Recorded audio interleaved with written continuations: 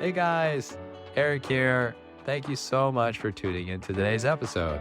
Before we tune into the details today, I have one little favor I'd like to ask you. Are you listening to this on Apple Podcasts or Spotify? If you are, and if you haven't done it already, it would be so helpful to Anita and I if you could leave a 5-star review. It could just be putting 5 stars or even writing down something that you really enjoyed and learned from the episodes that you've heard so far. This kind of help would really improve our ability to give you better content and also to help other people find out about Taiwanica. So if you wouldn't mind taking just a few moments to do that if you haven't already, we would greatly appreciate it. Thank you so much, and we really hope you enjoy today's episode. And be aware of our capability. So in the beginning of the episode, we say, our brain thinking about the things, our mental energy is way powerful than our physical body's capability. So when you're thinking about those things, you're actually doing that. You're giving away of your power to your imagination. Again, imagination is a positive and a negative ability that we have. So we all know, like, every time when we talk about creation is you have imagination. What do you do next? Hello, everybody. This is Anita. Today, joining us will be another host. He is Eric. Welcome, Eric. Thanks, Anita. And glad to be here. Everyone, welcome again to another fantastic episode on Taiwanica Podcast. I am so excited to share this information with you today because it is going to be something that a lot of people do know that they have in their lives, and it's becoming a more common topic, but it's still something that we experience unconsciously too much where we don't know how to do anything about it when it does happen. And there are becoming new terms surrounding it that we'll dive into today that will help you understand, oh my gosh, this is definitely happening to me, because it happens to everybody. And the good news is that you're aware of it, you're going to be able to overcome it. You're not going to be overwhelmed by it. Okay? So there's that. And then for me personally, I'm going to be shedding some light on overwhelm in both the negative and the positive aspects, because there is indeed a way to be positively overwhelmed. But more on that later. Let's dive into today's episode. Yes, thank you so much. I think you said it very well, because everybody in this modern society must experience a different degrees of overwhelming moment. And sometimes we didn't pay attention to it until we are experiencing a higher intensity. That's when we burst, like we exploded. Today, I think the point of us having this episode is helping you not just doing when it's really, really intense. You can have some activities that you can do. Also, we will be telling you what can you do on a daily basis in order not to go to that, high intensity, overwhelming moment and you explode and you got too emotional, those kind of things. Absolutely, yes. There are different degrees of overwhelm, and the thing is that it's all about focus, and we're going to be diving into what kind of focuses are preventing us from having this overwhelming moment be released, and also we're going to talk about how do these focuses cause overwhelm. And so these are the two main aspects of a lot of things that people just aren't aware of. And it makes sense why they're not, because the things about overwhelm is everything is really subtle. And then it stops being subtle all of a sudden. And just all of a sudden you're like, oh, God, I'm just so overwhelmed. I don't know what to do. And we'll analyze and break down those things for you now. So, Anita, what are some things that you can think of off the top of your head that causes you to feel overwhelmed easily? Wow, definitely work and life. I think a lot of people, I've seen the research before, right now about 80% of the population of the world struggling to have work-life balance. I think it's not just, trying to balance your work and your personal life. Also, when you're doing your work, you're also trying to balance everything, right? Yeah. Like your time with your coworkers, how to set personal time in your working hours when you need to take a break. No, there's a lot of struggles happening in those kind of circumstances. So for me, even though I work from home, especially when you work from home, because you have difficult time separating one area, you work from home and you are at your house, right? And, probably like 20 years ago before COVID, people can associate your home, just your relaxing time. You go home, play with your kids, cooking, eating dinner, and you go to the office to work, right? We have this separation. But right now, because of COVID, it gives us a lot of convenience, which is you can work from home, Zoom meeting, but also at the same time, they're causing you this problem of, how to separate, how to identify when is your work, when is your work time, when is your personal time. Yeah. So especially when you work from home, this is like, for me, if I pay attention to it, it will be my day-to-day challenge. Like I have to be aware of it, be present with it, and I will tell myself how do I separate those kind of things in order to not get to the point that when I feel overwhelmed. Absolutely. What a great example. And we'll talk more about the strategies on to overcome those overwhelming experiences at home in a little bit. But I want to share my example as well. And it's very similar to what you said, but just to make it a little bit more specific, it's whenever I am home, and I know that my worlds collide with work and family and anything else in between, right? At those specific moments, I'm starting to notice that my brain is literally going in 20 different directions at the same time. Right. Distractions. I'm focusing on one thing. All of a sudden, there's a new focus that's drawing my attention. For example, I might be working and all of a sudden my personal life, maybe my son or Anita, will be needing my attention all of a sudden. And the focus on that, or there's a phone call or a neighbor knocks on the door, a package arrives. Right. It could just be so many different things that wrap around you all at once. And normally we're capable of being aware that those are going to happen. And that's if you have an idea that, in a specific time, this is going to have this specific action happen, then you can keep yourself calm for majority of the time. But if you have too many things build up at once, so for example, I have a meeting, and then I have to get a project done, and I have a class in the next hour, and then I have an interview, and I have to do a podcast episode, and then I have to do editing. All of these things all at once start to make your brain think, well, you have all these really big things that you need to do. Where do you start? And that's where you get the thing called, this is the first thing I wanted to introduce today, paralysis analysis. So you're analyzing all of the things that you're capable of doing, that you have the ability to do, and you can do them. Every challenge that you have in life is never bigger than you. You can always overcome any challenge that you have. But the thing is that if you have too many of them, you're just personally and physically going to feel, oh my gosh, I don't know where to start. Right. And so you focus on thinking about getting each of them done, but you don't actually physically do them. You're thinking about them, but you're not doing them. And that's what we call paralysis analysis, to really numb yourself inside of analyzing the situation. Like your mental power is way overpowering your physical capability. Exactly. That's what happened. That's what you're saying, right? Right. So we all experience those kind of moments, and which we will be talking about how to not doing this. Right. So your personal life your overwhelming experience is when you work from home, you have those distractions that happen at the same time. I also want to share an American generalized example for everyone to kind of get an idea of what it's like inside the United States, where this can easily happen. Keep in mind, this is happening on a daily basis for a lot of people. It's not something that is just a once in a lifetime sort of thing. It's something that can literally happen every day, every week, every month. It just depends on the person's capability of keeping their minds and their bodies contained. And we'll help with that later. But in the United States, a very easy example is taxes. So take taxes as an example. When seasons of tax come around, if you're a business owner or just a single person who has their own taxes that they have to take care of in the United States, this is just that additional thing in the back of your mind that lingers so much that it causes a ripple effect on everything else that you have to do, because you're thinking, oh, I have all this work to do, but I also have to take care of my taxes. Or, oh my God, I have to take care of the kids, but I also need to take care of my taxes.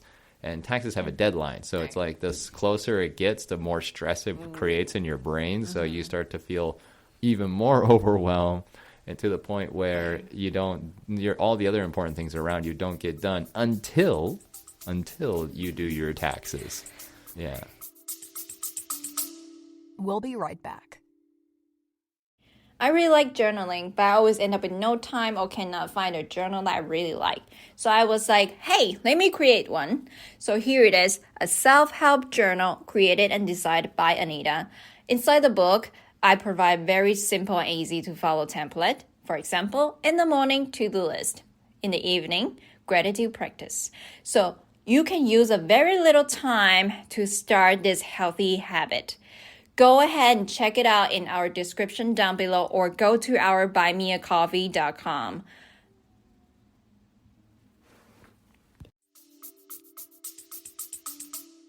Yeah, this one I can share my personal perspective about this. Like in Taiwan, we have also tax season, of course. It's every May? Yeah. No, March. Anyways, we have a tax season. Sure. And in Taiwan, the reason why I don't remember it, because it's very easy to get done in Taiwan. Our government is amazing. If you go to their website, there's a way that you can easily log into the system, and they will tell you how much you need to pay and how you're gonna fill out the form. We have the standard form that all you have to do just type in the information, like how many people are in your family, what's their age. You just give them the information and it's going to be done. If not, you just go to the tax office and they will just do it for you. Remember we did it once when we were in Taiwan? Absolutely. Like within 20 minutes, it was done. It's done. And you know how much money you're getting back. Right, which immediately. Is amazing, because the United States is definitely not that fast. Right. So I was surprised when we got here, like when we do the tax, we were like, what? There's so many details that you have to provide, and they ask you like this kind of questions, like, what does that even mean? Well, it's because in the United States, we are one of the very first countries in the world that had taxes. And because of that, our first tax paper came out. This is not about taxes. This episode is definitely not about taxes, but our first tax paper was like one sheet of paper. Now it's like 5,000 pages long. Oh, that's true. Like 5,000. Okay. Well, you don't have to file that, but the point is that we have that many details available, and so there are lots of benefits if you know what they are, and so that's why we have the capability of filling out so much information. So this is a perfect example of the positive side and the negative side of overwhelming situation. Exactly. This is definitely a negative. Yeah. Yes. But like you say, if you know how to do it, you know, like some people are just really familiar with the forms, because in America you guys have like numbers for the form, like I-147, for example. We have a like 1099 and a 1040. These are the two most common. Yeah, I don't know what he's talking about, but yeah, next, the form that you have, you know, you guys, if you know the way, you can save a lot of money and get a lot of money back. So that's the national-wise overwhelming season for most of American people. I mean, it's just a great example. We got quite a few. Another great one is Christmas, because everyone needs to buy, well, if you're Christian and you celebrate Christmas, everyone needs to buy gifts for pretty much everybody. And so if you don't, then it causes an impression on you. And so it's more of a relationship stress rather than a financial stress. Right. But it's another type of overwhelm. Right. Yeah, you mentioned about another point is we already talked about there are many different degrees of overwhelm, and overwhelming situation also have different types. Like one of them is what you saw called community and social life overwhelmed. So we also experience that in Taiwan, which is, you know, we love our holidays, and we love basically every holiday that you look at it is we focus on the time that you have to spend with your family. We watch news, next month we have this moon festival. You have to get your ticket first, because otherwise all the ticket will be sold out because everybody's going home. So basically every big holidays, we all need to go home. So this is what we cared about. We cared about family, unity. Of course, we also have overwhelming moments like this, because sometimes we have to spend time with our family, but we don't really want to. Or we spend the time with our uncle's grandparents' son. Like just some random person in your family. Yeah, and we have to. Also, another thing is we have to remember their titles. Ah, yes. That's show respect. I remember every time we have family gathering, my father will be, this is your something, and you have to call him a name, like a title. You have to basically remember everything, and you have to be ready, like to be the best. What they so call the society standard, like you're the best self, like you're successful. If you're in the college, you have to be like straight A student, or if you're already married, you have to present your kids perfectly, like your kids is like well raised, I don't know, or your husband is like like the person that will like who identifies as a successful or good husband. So there's a lot of detail attached to it. Also, we don't say it. The Asian culture, we don't actually say what we are thinking about. That causes us more stress because they don't say it. We don't know what is going on. Yeah. So you have to be like fully paying attention to the environment that you're in. Yeah. Like every time you are in this kind of family gathering, we will just after like 1 or 2 hours of doing this, when you go home, you feel exhausted because you're mentally like stressed. Oh, sure. Right. Maybe you're not doing that much, because you're social, you're talking to other people. Your physical body is not doing much, but your brain is like working all the time. I have to look at that uncle's face is doing certain things. Maybe he needs something, or I need to switch to a different topic. Maybe he doesn't like the topic that I was talking about, those kind of things. Wow. So that is definitely a big one. And the second one I would say is definitely the test season. We have a lot of tests every day, little quizzes every day. This is not just for students. When you are working, when you have a job, and every year your company will have like a big, it wouldn't be a test. I mean, some company will have like tests, like certificate you need to get in order to have a raise or, promotion. And sometimes you will be like, I don't know how to call that, year-end evaluation. Oh, year-end evaluation, sure.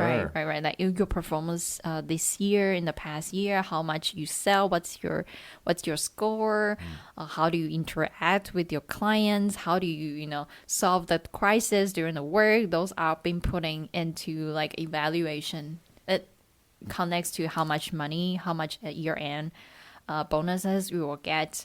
So test, definitely overwhelming situation, circumstances for most Taiwanese people. Well, very interesting. I think these are great examples because it touches base on pretty much everything that both of our countries notice that can create overwhelm easily.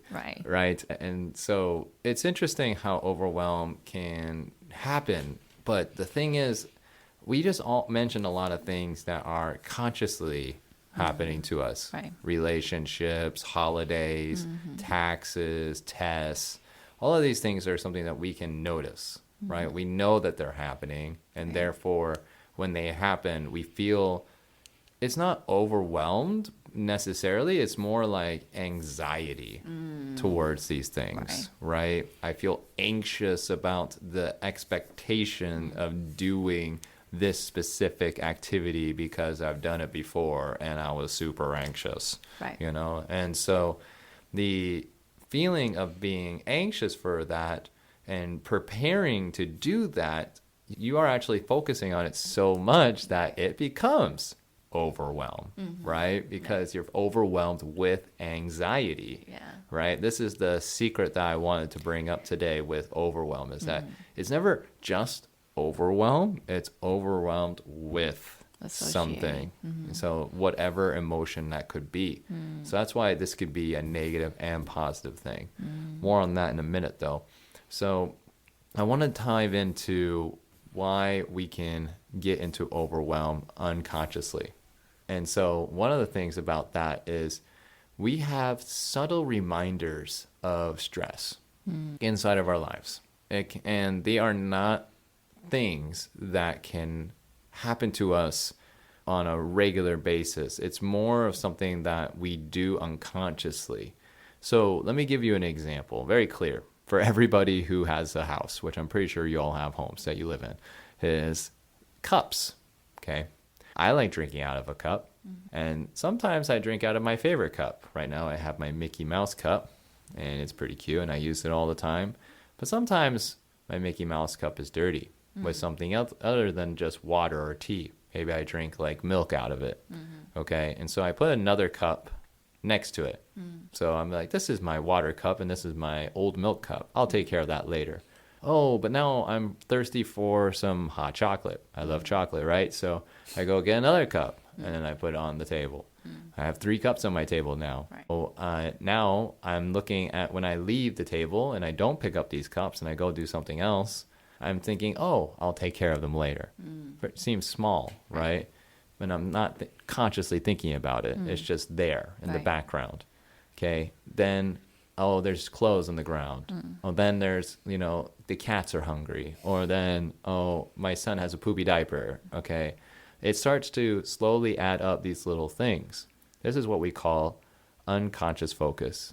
This unconscious focus of having these tiny little things build up behind you in the background. If there are a few, it's okay. You can handle it because it's not too many, right?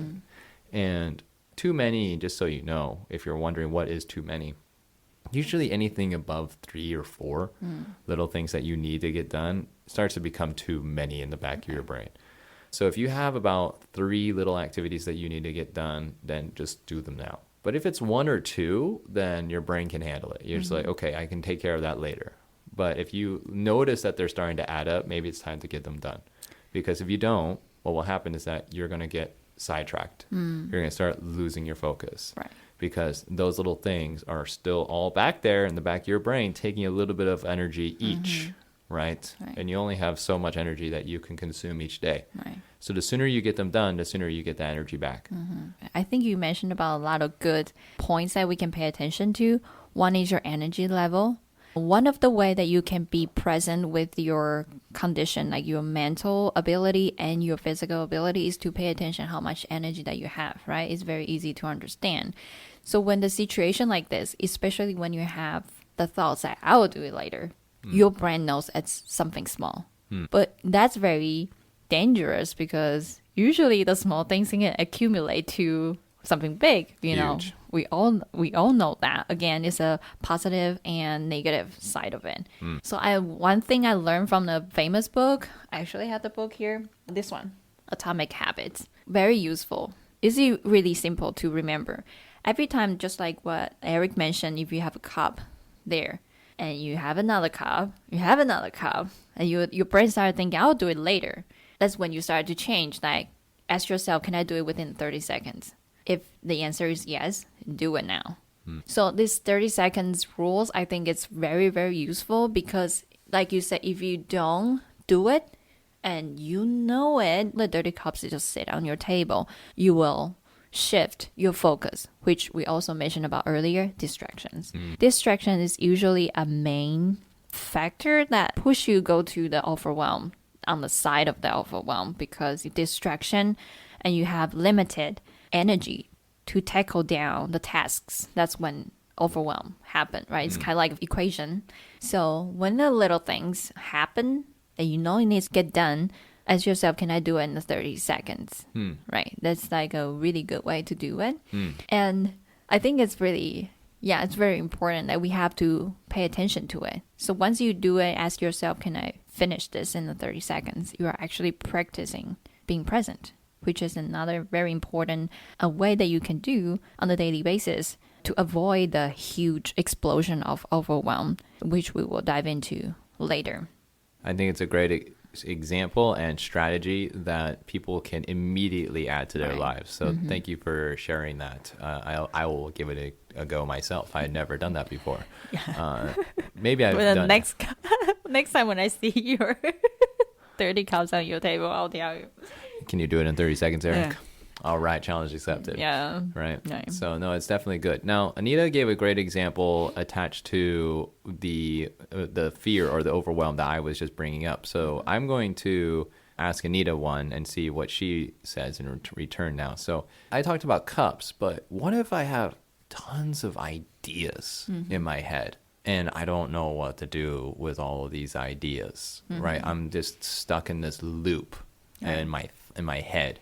And I'm just thinking, oh, I could do this, I can do that. I have And then I keep on thinking about the same problem every single day. So let's get really specific so you have a clear idea. Let's say I have a financial fear. Okay, am I going to be able to pay the rent this month? Okay, and I just keep on thinking about it. Can I be able to pay this rent? Can I be able to pay this rent? Is this overwhelm? And if it is, what's a good strategy to get out of it? When you're lost in your brain about the things you're going to do, and you have the idea that, oh my God, I don't know what to do, or how am I going to blah, blah, blah, as probably a really good sign that you're overwhelmed. And how to take care of the situation is, I think we need to pay attention, be aware of our capability. So in the beginning of the episode, we say, oh, our brain thinking about the things, our mental energy is way powerful than our physical body's capability. So when you're thinking about those things, you're actually doing that. You're giving away of your power to your imagination. Again, imagination is a positive and a negative ability that we have. So we all know, like, every time when we talk about creation is you have imagination. What do you do next? What do you do next when you have After I imagine something? Yeah. Well, I try to do something. Exactly. Right. So when you get it done, you're actually putting your physical body into the things you are thinking about. You can, when you have the connection between your brain and your physical body, then you will know your brain is very smart. So they will quickly do the evaluation, see, this is possible, that's going to waste my time to doing that. So you have to create this connection when you are thinking about something. So just like you say, your brain, of course, we can do, if I wanted to, have a rocket to the moon right now, I can do it. Right? I can use my imagination to do that. Bye. But in order to do that, you have to put in the effort to do, project stuff like that. So that's back to the most common situation is when we are thinking about so many things that we can do, so many things that we should do. How are we going to make it a reality, right? You have to make this connection. When you're thinking about something that's not real, it's just in your brain. In order to make it real, in order to make it possible to get done, you have to make it a physical form. So the very first things that you can do is writing it down. Because when you're writing down on the piece of paper, one, you give yourself to think about how real this thing is going to get done. And for example, you mentioned about how am I going to pay my rent this month? Right. When you're writing it down, and then you will be started to think about how, right? Because you already make it a physical form. Again, you make the connection between your physical capability and the task you're going to do. So, okay, next thing I'll probably write it down. Oh, my rent is certain amount of money, and this is how much I make each month. So you started to, solve your problems like this. When you experience this kind of thing, your brain thinking about too much, and you don't know where to start. I would suggest to writing down the things. Throughout the whole day, just keep a notepad in your pocket, writing down the things that you wanted to get done today. And the next step, I would say, if the thing is too big, ask yourself, what can I do? For example, the rent. How am I going to pay the rent? Writing down the deadline of the rent, like when's the last day you have to pay the rent. And each day you make small step towards to that goal. For the bigger tasks like this, right? If it's small, when am I going to take out the trash? Maybe after lunch. Can I do it in 30 seconds? Can you do it in 30 seconds? That's a great example. Yes. Can I do it in 30 seconds? Yes. Then go do it. You're crossing out a thing on your list. Another thing, I think writing it down is good because you can literally, physically, in the physical world, crossing it out. And it gives you this dopamine hit. Like, oh, I can get things done. Dopamine is happiness. Yes. It's also a chemical of motivation as well. In your brain, yes. So when you are in this physical world, you make it real. Like, oh, I have this thing and I can get it done. You can push you to do more and more, not just overwhelmed by your thought. Wonderful. And I think Anita is diving into the first strategy that I wanted to introduce today. So I'm going to just dive into that right now. And that is writing a list. I like to call it mind dumping. And that's basically the idea where you are going to take all of the ideas. It doesn't matter what it's about. It could be anything related to family, finances, your career. Doesn't matter. Just get a paper and just write down in any order that you want to all the things that you need to get done now. Because what will happen is that you are literally creating space in your brain once more so that you can do those activities and not feel this sense like you're, for example, this is something that we have on a personal level with Anita, is that her iPhone is always so full because she takes so many pictures and videos of our son. So she's always having to delete extra things on her phone in order to have more videos and photos of our son. So this is what is a good example of what mind dumping is for you and your ideas. Get all of the ideas out of your head that you have right now so that you have space in your head to create more ideas to attack and challenge and overcome the challenges that are already happening. Okay, I'm going to add a little bit more information to that. The next best thing after you write it all down, okay, you're going to think, oh God, I have all these things I got to do. All right, but do you technically have to do them all today? You probably don't have to do them all today. It's okay if you don't. But there are some that you do. What are those? Circle them or highlight them. Make them targets so that when your brain sees those and you're like, all right, I know these are the ones I need to get done today. Then I go after them. And guess what? Because you have so much space in your brain's going to think of all the ideas that you need to do to get it done. And so guess what? You're going to get what Anita called the dopamine hit. You're going to cross that baby out. You're going to feel really happy and motivated to do the next one. Right. So this is a great strategy for you to feel that excitement and feel free from that overwhelm. Hey everyone, Eric here. Hope you're really enjoying today's episode. I'm so excited for you to be able to try all the new things that you are learning in this episode. Now, just so you know, there is a second part of this episode, Overwhelm, that will be coming out in just a few days. So stay tuned to check it out. Thanks so much for tuning in to Taiwanica. If you're enjoying the show, please feel free to rate, subscribe, and leave a review wherever you listen to your podcasts. That helps others find the show, and we greatly appreciate it. Thanks again for listening, and we'll catch you in the next episode.